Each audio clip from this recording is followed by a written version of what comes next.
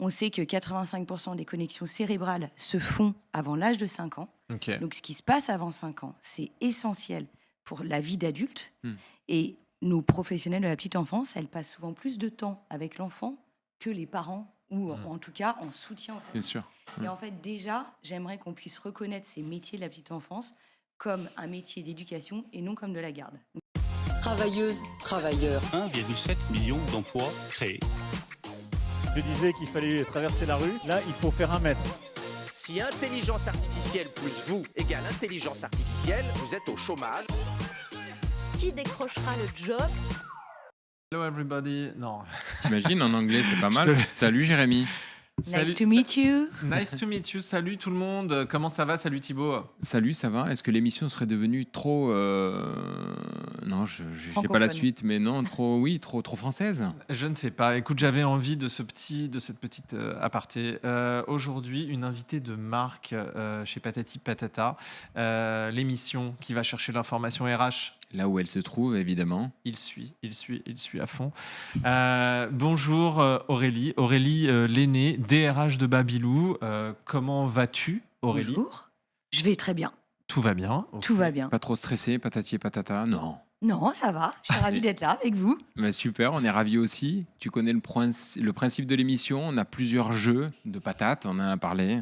Le patata top 3, le patati story, la patate folle. Oui. Et on va séquencer l'émission avec ces mini-jeux. Et tu pourras nous donner effectivement des informations sur Babylou, parce qu'il y a énormément d'informations à nous livrer.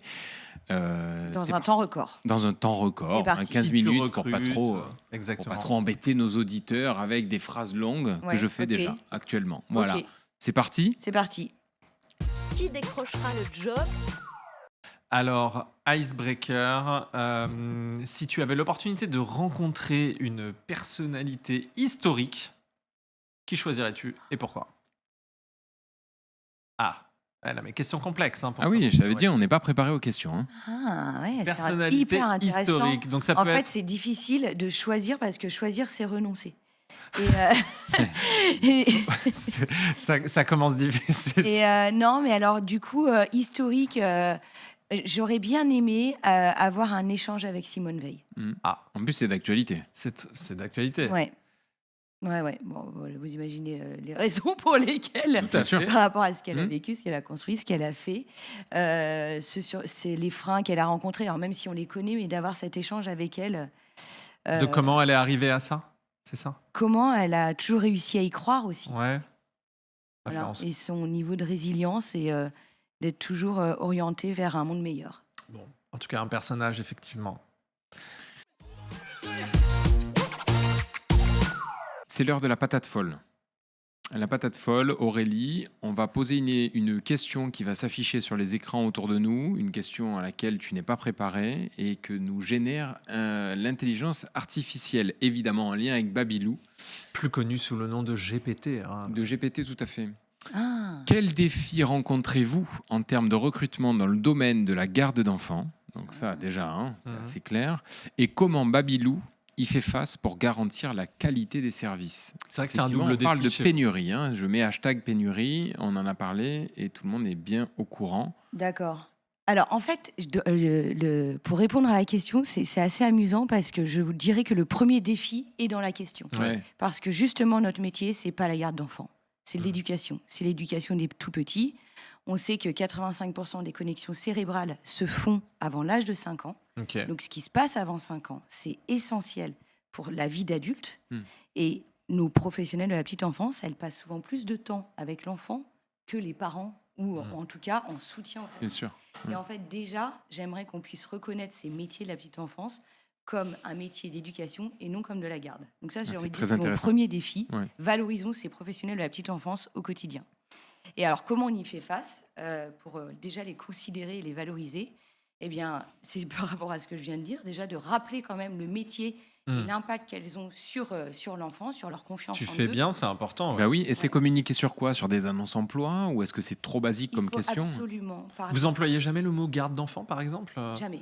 Ah ouais. Jamais. Tout est lié à l'éducation. On rappelle, alors en plus les neurosciences nous ont aidés, parce Ouais. qu'on a énormément travaillé, on a énormément évolué, pas Babylou pour le coup, Mhm. mais les neurosciences, le disent, D'accord. c'est que ce qui se passe entre 0 et 5 ans est essentiel. D'accord.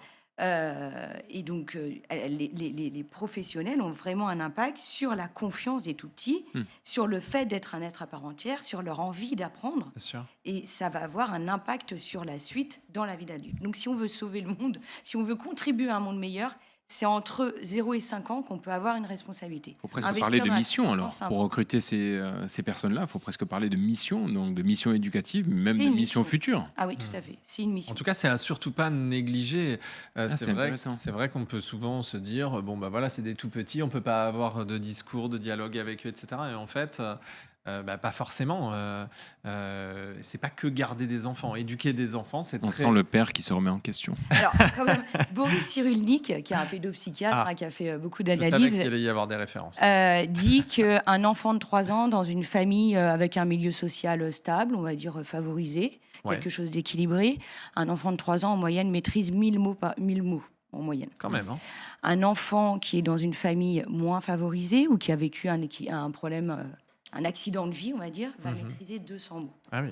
Aujourd'hui, la responsabilité, elle va être sur l'école. Sur le gap, en aujourd'hui, fait. et Elle est sur quand les même, 800. et même si c'est rattrapable, en Ouais. fait, on sait que ça va être difficile. Et on ne peut pas attendre que de l'école pour rattraper ça. Et ça va se passer aussi dans la petite enfance. En tout cas, nous, Babylou, on souhaite prendre notre part de responsabilité pour ça. Alors, comment on fait ? On va considérer les professionnels de la petite enfance, on va les valoriser. Donc, on les forme énormément. On a une école d'auxiliaire de puériculture, mais on a aussi beaucoup de formations internes pour avoir des parcours de carrière. Notre directeur général, aujourd'hui, c'est un ancien puériculteur. Eh oui. Donc, il n'y a pas mieux aussi pour Ah oui, valoriser ce métier-là. C'est pas, ça s'arrête pas. Moi, j'aime bien aussi parler de ça parce que on contribue aussi à un monde meilleur, mais il y a aussi des Bien évolutions sûr. qui sont possibles. Et puis, évidemment, la reconnaissance, ça passe par, au-delà de la formation, mais ça passe par les salaires, le socle social, l'individu dans le collectif, en fait. C'est ce qu'on fait pour l'enfant. Ouais, ça paraît bateau, Moi, mais j'aime bien le faire c'est- aussi pour nos salariés. Ouais, bien sûr. Justement. Donc c'est sûr que la deuxième partie de la question, qui était de répondre, garantir en fait le fait qu'il y ait une éducation pour ces enfants, ça fait partie des valeurs en fait que vous voulez appeler pour les recrutements. Exactement. Ok. Exactement. Donc vous le Et mettez en en fait, avant ce que dans je les offres veux, d'emploi, C'est etc. pour ça, Babylou, aujourd'hui, c'est une entreprise à mission. On est reconnu comme entreprise à mission. Notre mission, c'est vraiment de contribuer à ce monde meilleur par l'éducation et l'attention portée à chaque enfant. Ok. Là, on arrive dans le Patata Top 3. Ouais. Le Patata Top 3, c'est, Aurélie, quels sont les 3 conseils que vous donneriez à un candidat, une candidate évidemment, pour réussir son entretien d'embauche chez Babylou ? Forcément, il y a le côté mission. Est-ce que tu sais que tu as une mission ? Mais je préempte peut-être la réponse, mais quels sont les 3 conseils que vous donneriez S'il devait y à en un avoir candidat ? que 3 d'ailleurs. Oui. Alors, c'est toujours étonnant parce que pour moi, un entretien d'embauche, c'est une rencontre. Ouais. Et d'ailleurs, qu'on le réussisse ou pas, finalement, c'est peut-être pas forcément dans l'instant. C'est vrai. Ça peut être moyen terme, ça peut être long terme. Moi, c'est toujours comme ça. D'ailleurs, que j'ai même le vécu, en terme tout cas, réussir, dans l'entretien. et on Ouais. réussit pas, ou enfin on échoue à partir. Mais on réussit pas une rencontre non plus avec un futur ami. Enfin, voilà, c'est Oui, un peu la même ça se chose construit, finalement. Oui, C'est une exactement. rencontre. C'est une rencontre. On n'a Alors, pas à du la coup- réussir où il n'y a pas d'échec, où il n'y a pas de réussite. En quoi. tout cas, la responsabilité d'un employeur, c'est de mettre à l'aise le candidat au mieux. Quand je dis à l'aise, c'est Oui. pour pouvoir en sortir Le la maximum réalité, et la réalité, bien ouais. sûr. d'être dans un échange authentique. Donc, il y a des subordonné, astuces pour ça. Hein. Il y a des astuces pour arriver à de l'authenticité et justement ne pas être dans des questions des poncifs ou de se dire ah bah tiens, je suis professionnelle de la petite enfance, j'aime les enfants. C'est pas le sujet, il n'est pas là. Ouais. Parce qu'en l'occurrence, une maman aime ses enfants, mais peut pas les garder gérer toute la un journée. enfant et organiser gérer- tout un collectif dans une sécurité et dans une haute éducation, on va dire qualitative, c'est pas la même chose. Ouais, C'est complètement. pas du tout le même métier. Comment on fait ? Moi, j'aime bien poser des questions qui sont un peu, pas forcément sur les compétences techniques, mais plutôt sur le savoir-être. On est toujours dans la patata. Ouais, le Patata Top 3, c'était les 3 conseils. Les 3 Moi, conseils. j'aime bien poser la question chez Babylou sur expliquer votre métier comme si vous l'expliquiez à un enfant de 6 ans. Ça, Ouais. j'aime bien. Parce que, en fait, ça permet au candidat de répondre avec des mots simples. De voir aussi la relation qu'il a, sa relation avec le travail. si on en ressent un peu de plaisir. Et Confucius il disait que si tu choisis un travail qui te plaît, tu n'auras jamais à travailler un seul jour de ta vie. Et je pense qu'en l'occurrence... Ce qui n'est pas vrai à 100% non plus. Ce qui n'est pas vrai à 100%, mais en réalité, pour être professionnel à la petite enfance, je pense que c'est vraiment une vocation. C'est une mission. C'est une mission, en tout cas. Il y a quand même, c'est quand même hautement exigeant. Bien sûr. La relation avec les parents aussi. La Elle confiance, n'est pas évidente. le soutien en famille, le soutien à l'accompagnement à la parentalité. Ouais. On n'est pas juste dans la relation avec l'enfant. Ouais, ok. Et maintenant, nous allons passer à la patati story. Donc là, Aurélie, est-ce que tu peux nous partager une expérience qui a été marquante en fait dans ton parcours, dans ton expérience, qui a influencé ton approche en tant que DRH? Donc soit chez Babylou, soit ailleurs. Là, c'est une question plus personnelle, plus identitaire, mais c'est de savoir en fait s'il y a quelque chose qui t'a toi marqué.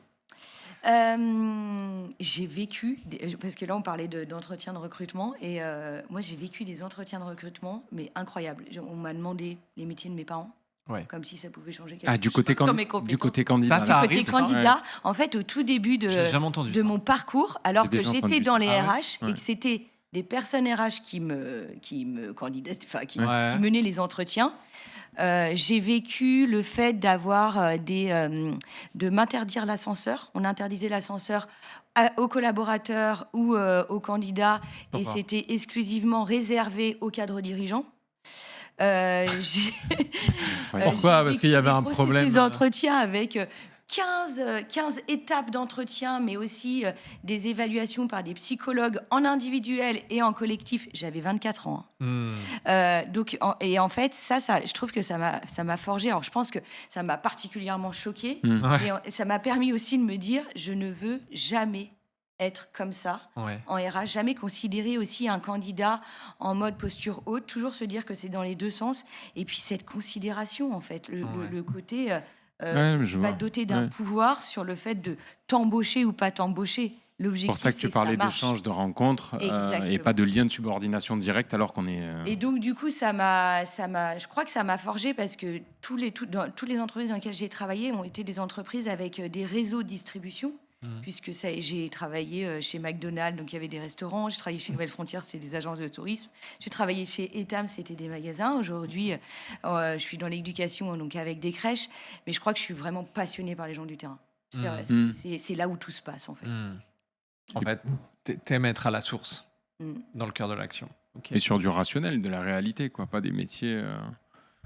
qui sortent, enfin pas trop de l'ordinaire, mais qui sont terre à terre. C'est-à-dire qu'effectivement, je pense que pour aimer les gens, recruter, il faut être dans la vraie vie. Et voilà, les questions de la DRH ou d'un recruteur, c'est effectivement de connaître les gens. Et connaître les gens, c'est aussi connaître ses métiers, les voir en tant que client, même parfois, utilisateur. Merci. On est à la patate minute, notre dernier jeu. Tu vois, on ne le voit pas passer. C'est le moment où tu as la carte blanche de dire ce qui te tient à cœur, que ce soit sur Babylou, sur le recrutement, un coup de gueule, ou au contraire féliciter une personne, des équipes, peu importe. Enfin, en tout cas, tu as libre cours. Ça peut être sur les candidats, ça peut être tout, comment en on fait. fait pour postuler chez Carte nous. blanche. Ça peut être vraiment tout ce qui...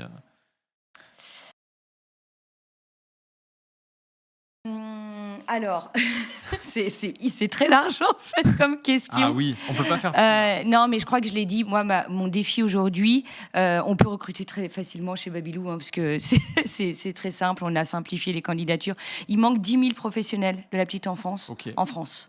Donc aujourd'hui, on n'arrive pas à répondre aux besoins des familles en raison de cette pénurie. Donc parce que les métiers ne sont pas suffisamment valorisés. C'est ça votre problème business, c'est que vous n'arrivez pas à répondre. Bien sûr, tu n'as pas assez de personnes diplômées. Il y a des places fermées tous les jours.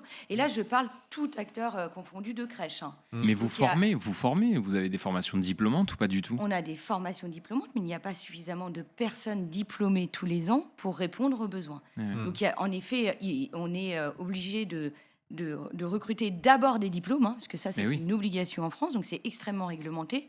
Donc nous, on forme même sur le temps de travail pour permettre à la personne d'accéder au diplôme. En fait, c'est ce que je veux dire aussi, c'est au-delà de Babylou, mais Babylou, il prend sa part de responsabilité.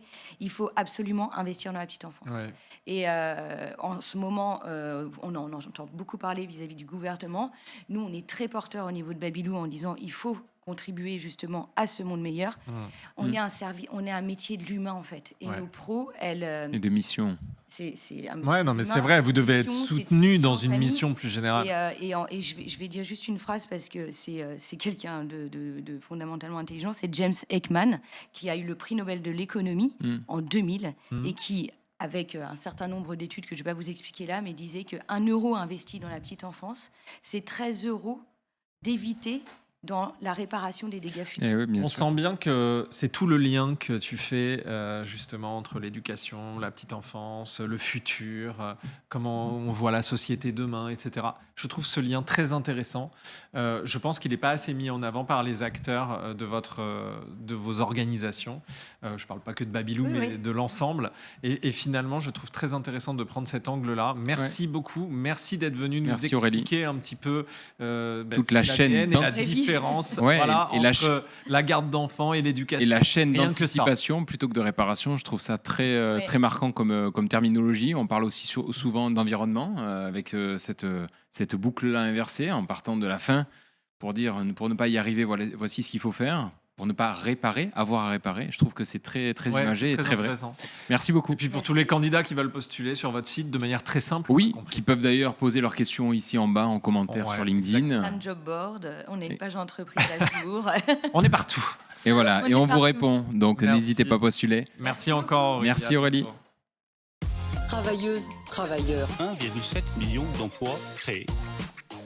Je disais qu'il fallait traverser la rue. Là, il faut faire 1 mètre. Si intelligence artificielle plus vous égale intelligence artificielle, vous êtes au chômage. Qui décrochera le job